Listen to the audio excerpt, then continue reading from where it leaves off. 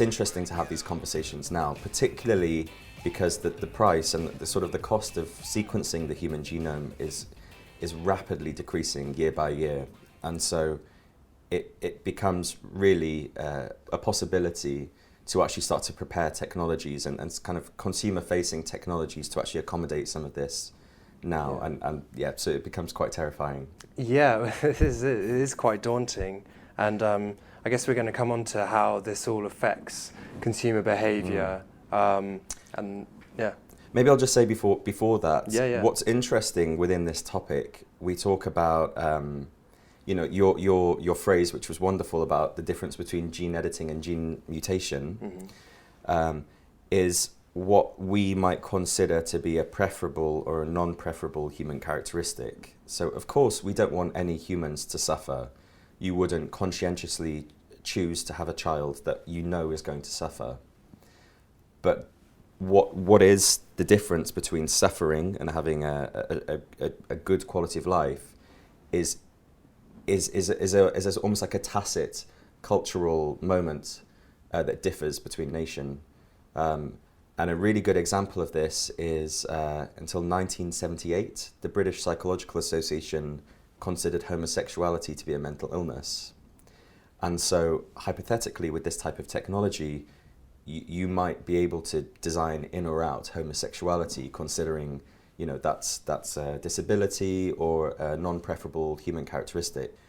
There's a lot of deaf parents, for example, that really want their children to be deaf because that's their culture and that's the way that they live, and they kind of want to see that being carried on through their family. And what designates the difference between something being preferable and non-preferable? Yeah, which absolutely. is really important because this is the basis of all of human interaction in terms of, if we move now into talking about marketing and products and objects, when you look at something and you find it attractive or not, or preferable or not preferable, your brain is making these subconscious decisions, similarly to our brain making subconscious decisions on things like Down syndrome or homosexuality being preferable or not preferable. Yeah, this is really interesting because, again, there's self-identity, sort of how you view yourself, and there's how the group views you as well.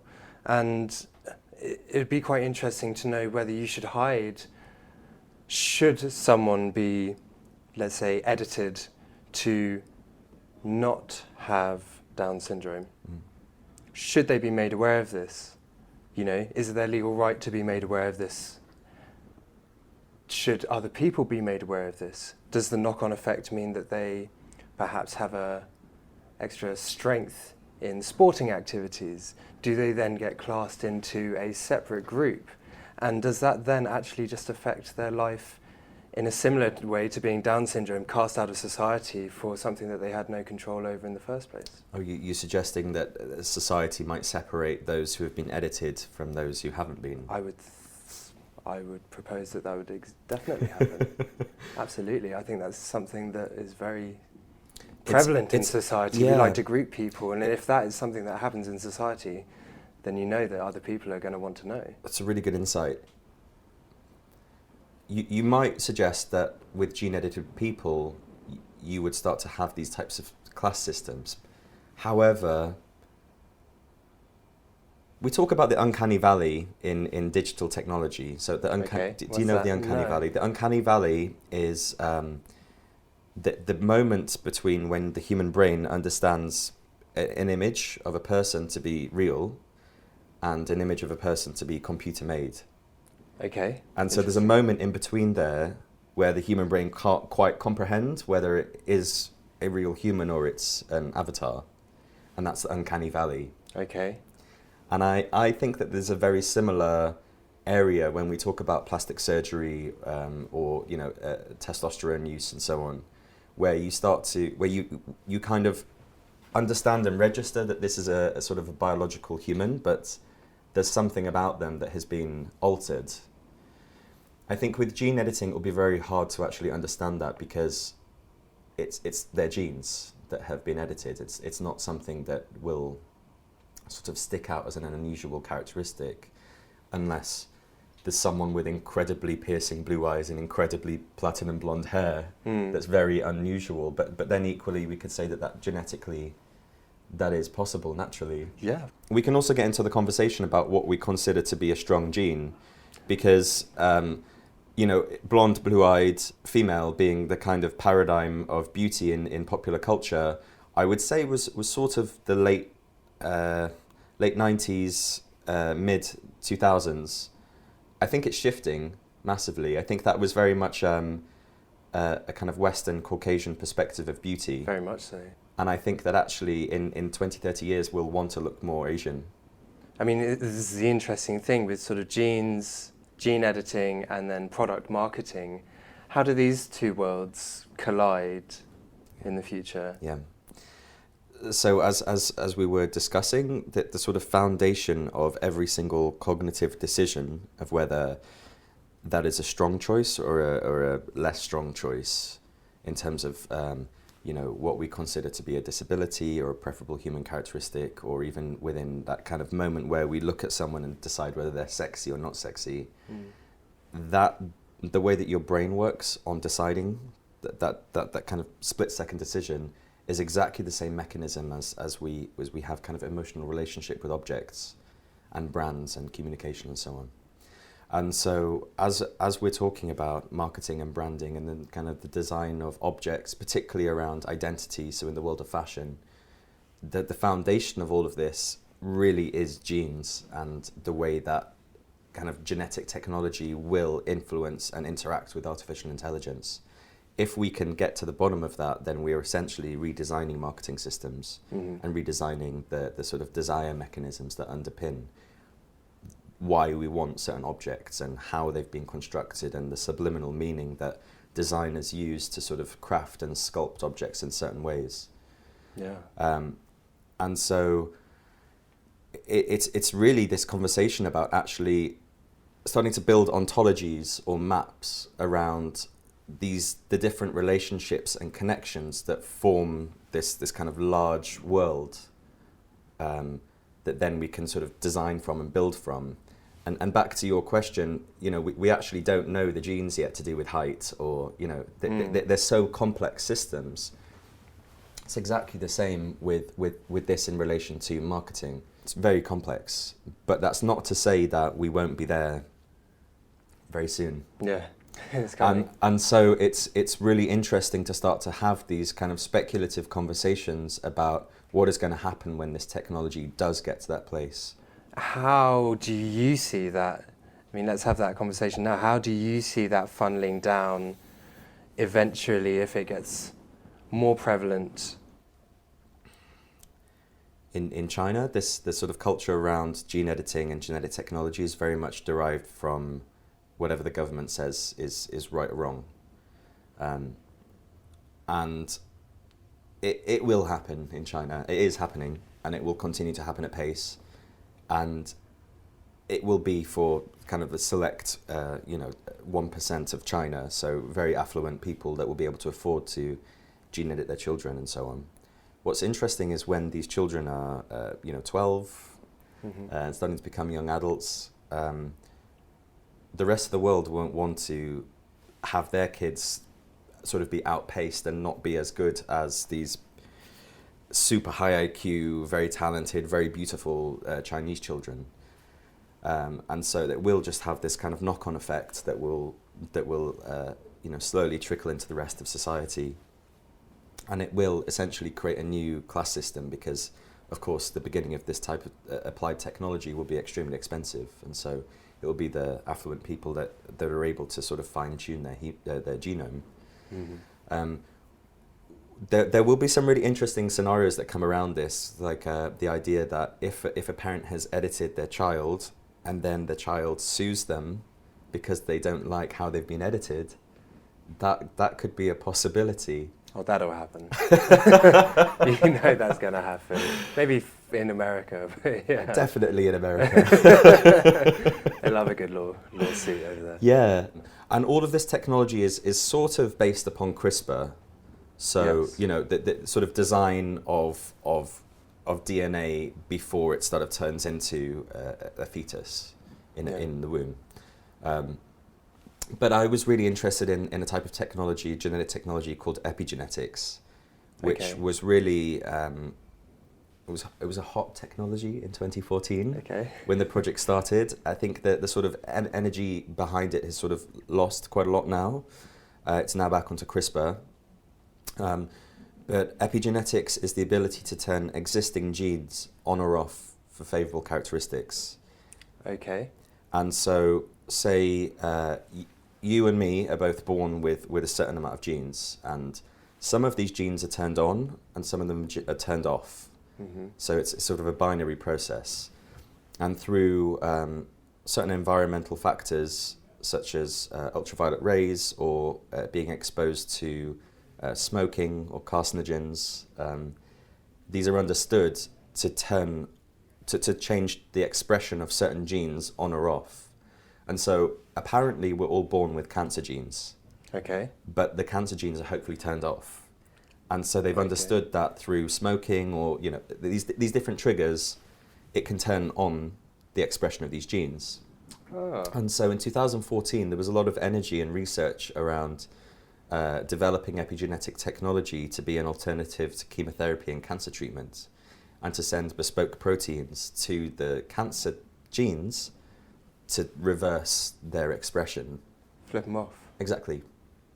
Interesting. And so that was the original point that I started to get excited about what would happen if, with such a tangible commodity, if we could create an alternative to chemotherapy and cancer treatment, what would be the difference between L'Oreal, Procter & Gamble getting hold of this technology and putting it into a shampoo to change the color or the waviness of your hair, or your sexuality or your IQ, and so on. Of course, at the moment, and I still believe that epigenetic technology, it's incredibly dangerous. I don't think there's been any scenarios of it actually working, because it affects all the other genes in its area and causes more damage than good. Yeah. So it's kind of like chemotherapy in that regard. As I understand. It sort of attacks the bad thing, but you're going to have some collateral. collateral. All the attacks everything else around it as well. Yeah. But it's a really interesting concept, particularly in considering that, with such a technology for life extension, that there is huge amounts of global funding available to sort of evolve this. And we are very much at a point in, sort of, we zoom out in humanity, in kind of this idea of what do we actually want to spend our energy on? What do we want to design? What do we want for the future of humanity and for the future of technology? Or even what do we want for the future of our evolution? Well, do we want to, if we get to a point where you could put socks that make your feet stronger and, more coordination of football or something, is that something that we as society will want to enable? I feel like Adidas is probably doing this. So the Olympics, Stella McCartney and Adidas made a swimming costume with a certain textile that was very buoyant. It was sort of extra buoyant, and so the athletes wouldn't have to spend as much energy sort of keeping themselves up. They could spend more energy going forwards. Yes. And so it was very beneficial to swimmers. Yes. And the Olympic body ruled that this textile was actually it was not possible. It was illegal. It was kind of pushing against the merit of the human body.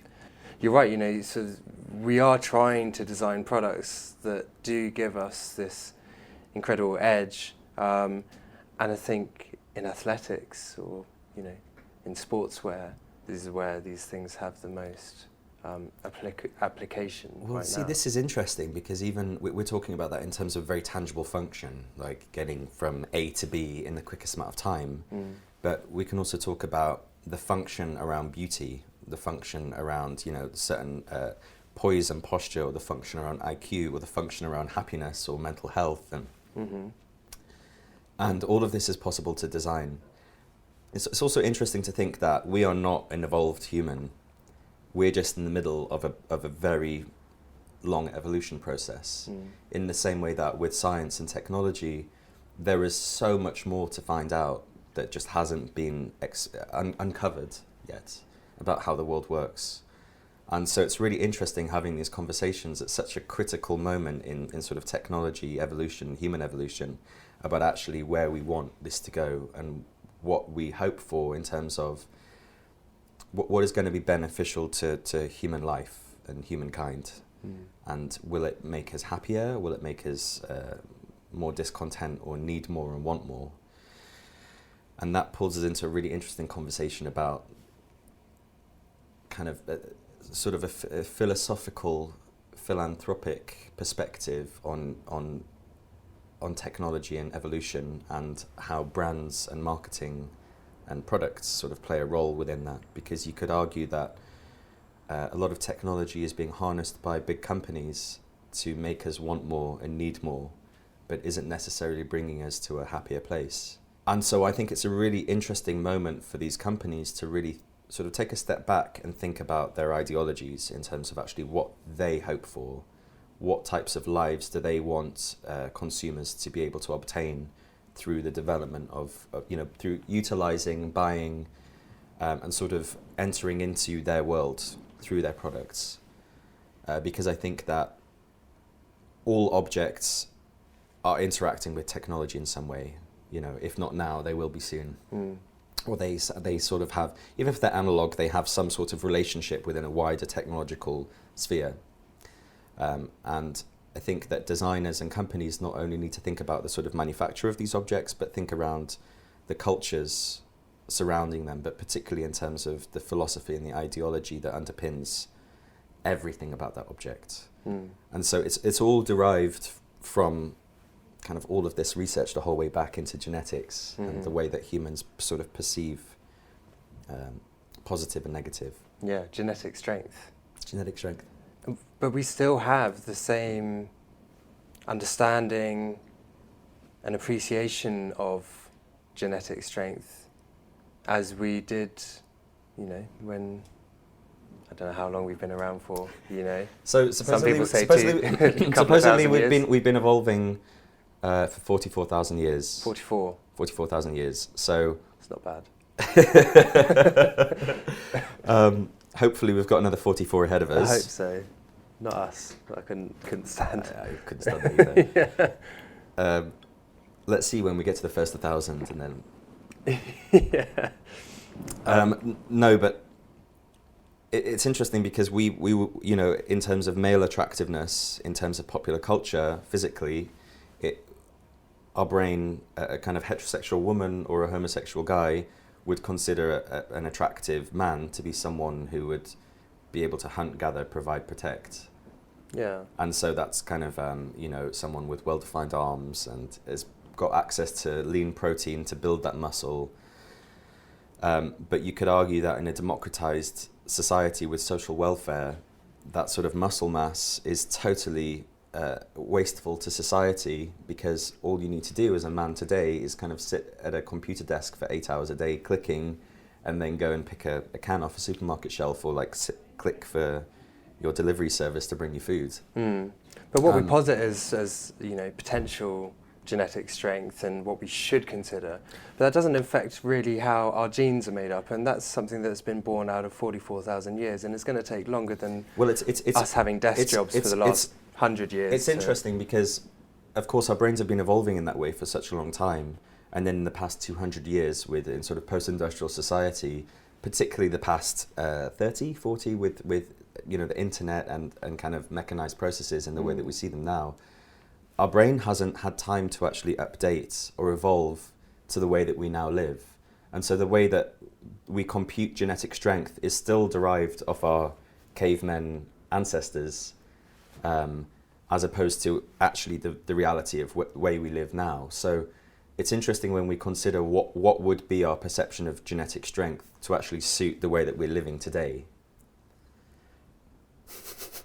I don't think the human brain will actually update to this, because all of popular culture is based upon these kind of basic principles of hunting, gathering, providing, protecting in terms of masculinity, and maybe childbearing, and in terms of femininity, in terms of testosterone expression and estrogen expression. Yeah. Just have a look at Love Island if you yeah, exactly. if you want to see some pretty clear examples of this. Yeah, the chests might be waxed, but it's still the basics are the same. And it's fascinating because, of course, now we've got the technology in place and the protein, protein powder, and men are going and sitting in gyms at 11 o'clock in a little space underground to sort of achieve this aesthetic that is essentially signaling information based on activities that they never need to do. And actually it totally outpaced. And so, it's a really interesting situation because it's just a clear example of the fact that human evolution and technology evolution are totally out of sync. Yeah, completely. Like, people really they haven't got up to speed with how technology has affected the social side of the real world. People feel that, social media and all these things are in their own little closets, but they're not. If you put something on social media, I say that it's like getting on a podium with all the cameras of the world and all the microphones, and any post you put on social media is you avering this to the world, at that time, and people haven't really caught up with it. And so if you relate that back to how we have evolved genetically over 44,000 years, and as you say, the last 30 years, where we're now at a point where we're kind of getting saturated with technology. There are products and services out there now that are trying to move you away, that are giving you chances to, places where there's no Wi-Fi, things like this, and these are now products and services. And so when we talk about designing ideologies for companies, it is now getting to a point where companies are realizing that if they want to buck the trend, they can be seen as a leader by taking people away from technology. I would say it's very much about having a clearly defined stance that your consumer can either associate with or not associate with, and that's very much up to you in terms of what that means. I think a lot of companies would be very tempted to sort of homogenize into whatever popular culture says you should be doing at any particular moment in time. But if companies really want to be leading, it's about taking a very definitive stance. And I was going to discuss this a little bit about obesity and refined sugar. Okay. And the idea that refined sugar, again, a technological innovation, essentially.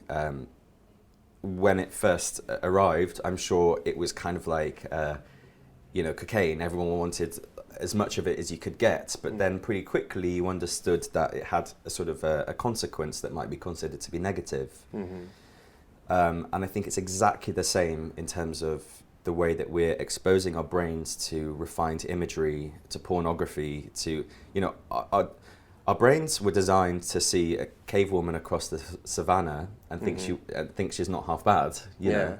And now we're being exposed to edited, manipulated imagery at such a large extent, and watching these kind of 3-minute videos on repeat, that we're training our brains in certain ways that could be considered sort of the same as refined sugar and obesity. But of course, there are all of these cultures that exist around obesity and around training your body and around how you should be feeding your body with certain foods. It's exactly the same, I think, with this type of technology. It's not to say that this technology, image-based communication, is going to end. It's just to say that there will be, we're still very much in the honeymoon, in the beginning period of this, but there will be new subcultures and etiquettes such as kind of snobberies and perceived perceptions of what's appropriate and not appropriate in terms of using this technology. Government regulation helped stunt the refined sugar and this kind of thing. And so do you think that's then required with image-based communications? And do you think that we need to be regulated? I really believe that we need to have more space and time for research and development of technology. It's a fine line between developing technology and putting it out into society because you want to be the first one, and technology is always evolving very quickly, and also understanding the consequences of applied technology.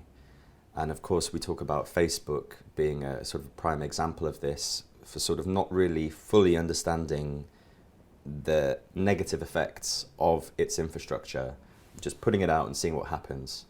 And of course that has sort of potentially swayed and manipulated political trends, and it's not just a lovely way of communicating with your family and friends. It's affecting larger society on an incredible scale. Yeah. And now we're having conversations about whether Facebook should be privatized or whether it should be sort of run by the government. I mean, we're talking about social media here. Yeah. Facebook. Does that then extend into brands marketing their products? Absolutely. Brands and marketing are essentially reflections of people. They're creating infrastructure through objects and through socially understood iconography and language for people to express their identities with. You're a designer at your very core. That's the world that you've come from. And as a designer, do you feel government regulation would hinder you in that regard? It's interesting because I'm just thinking a lot about China and government regulation in China. Yeah. Because I teach and I have Chinese students, and I'm always pushing them to do political projects, and there's always this tension, and they're fearful of doing anything that's slightly out of line or not what they're meant to be doing. Interesting. And I had this one Chinese student who came up with this fantastic project about, in China, they know they're not free, but it's nice to know where they're at.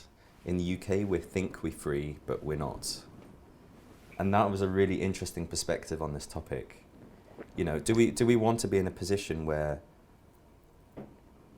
that the government is saying what we should and shouldn't do and what the paradigms are around this? Or do we want to be in a situation where we do just, freely put out services? No one has to use Facebook if they don't want to use it. No one has to buy an iPhone if they don't want to buy it, So we're conscientiously choosing to opt in. The government isn't telling us what we should and shouldn't be using. And so there's definitely perspectives around this, but I think we're just very much at the beginning of this such a huge kind of paradigm shift happening in the way that we communicate and illustrate ourselves through objects, products, images, genes. And I think there needs to be a vast amount of research into this so that we can be far more in control of it, because at the moment it's kind of like it's chaotic. Okay, I will say this. So I'm intrinsically a designer, but I understand that design today is not just about creating objects. It's also understanding the way that object is communicated. It exists within a larger cultural sphere, but also how technology affects that object. And so being a designer today, I think you not only need to be kind of a craftsman and understand the processes behind designing it, but you also need to understand marketing, consumer psychology, and sort of have a sort of an overview of different technologies and how they might affect your design. This is great news for designers, fashion designers, whether you're making shoes, clothes, whatever. This is really good news because actually it really broadens the horizons of being a designer. Yeah. Whereas, 50 years ago, really you're an artist, you were drawing things on paper and someone else would take that, I guess, and go and make it. Whereas now you have to understand maybe a lot more than you used to. Would that be a fair assumption? Yeah, it's a continually learning process, and a little like. So my background is architecture, and architects are very much sort of a jack of all trades, master of none. You work with lots of different specialists who all understand sort of how the building actually stands up and how the cladding actually works, and how the electrics actually plug in. But you sort of drive this large ship essentially, and you understand all the different ingredients and put them together to create one elegant solution. And I think that's very much the same with design today, except all the components are a multitude of many different facets. Yeah. And you have to embody that ideology that we were talking about earlier on. Companies need to lead the way in what is our stance. And so to be a designer within that company, you need to get that brief and you need to understand it wholeheartedly. Otherwise, you're really not creating products that company is trying to push out. Exactly. I think it's interesting to also talk about sustainability on this, because I think at the moment sustainability is understood within a commercial paradigm as a format of ideology that is understood and that consumers want. It sort of has a market value attached to that term.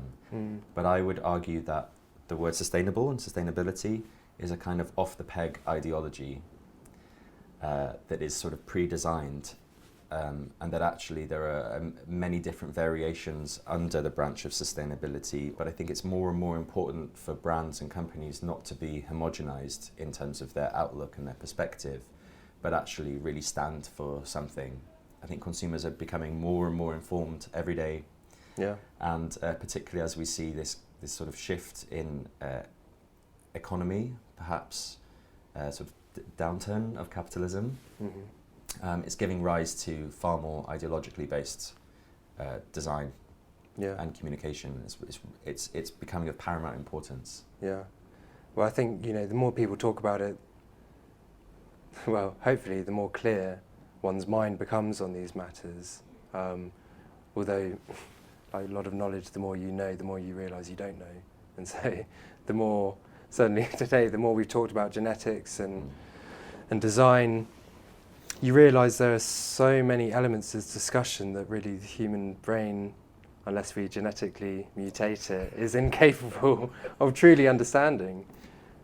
I think this is also the beauty. As you said, designers used to be maybe someone sitting down with a pen and pencil and drawing something. And now a designer today, and arguably the best designer today, is the design that allows conversations with multitude of different perspectives and minds on a large, complex topic.